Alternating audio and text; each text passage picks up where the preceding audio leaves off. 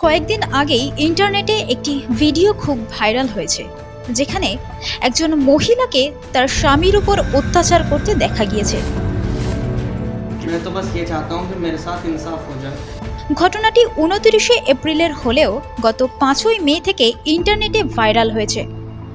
অনেকে এই ঘটনাটিকে ফেক বলে দাবি করেছেন, কিন্তু সবচেয়ে বড় প্রশ্ন, কে এই হিডেন ক্যামেরাটি সঠিক জায়গায় লাগিয়েছিল, আর ভিডিওতে থাকা মহিলাটি কে, আর কেনই বা সে তার স্বামীর উপর এমন অত্যাচার করছে।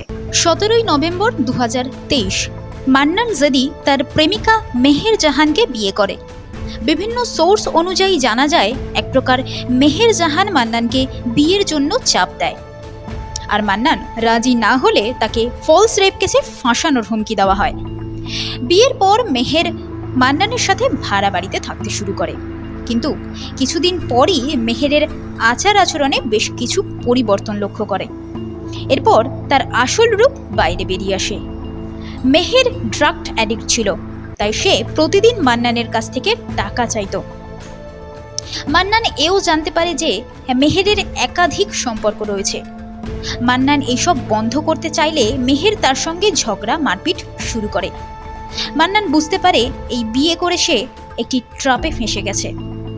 বহুবার সে পুলিশে কমপ্লেন করার চেষ্টা করলেও উপযুক্ত প্রমাণ না থাকায় পুলিশ সেই বিষয় নিয়ে মাথা ঘামায় না।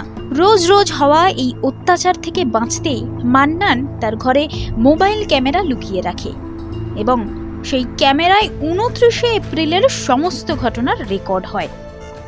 এরপর 4 মে মান্নান জাদি তার স্ত্রী মেহের জাহানের উপর এবং আইআর ফাইল করে।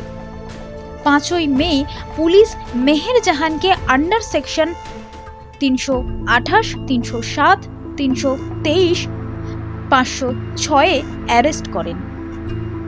ये मेरी बीवी ने मुझे बहुत टाइम से परेशान कर रखा था, टॉर्चर कर रखा था कि मुझे बीड़ी सिगरेट शराब ये ला के दो।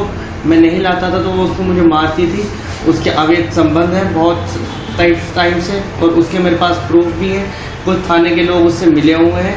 इस सब के षड्यंत्र के पीछे उसकी सगी खाला जो संभल में रहती हैं उनका हाथ है। उनके हस्बैंड कोर्ट कचहरी में रहते हैं, दलाल हैं वो इसी चीज़ को करवाती हैं।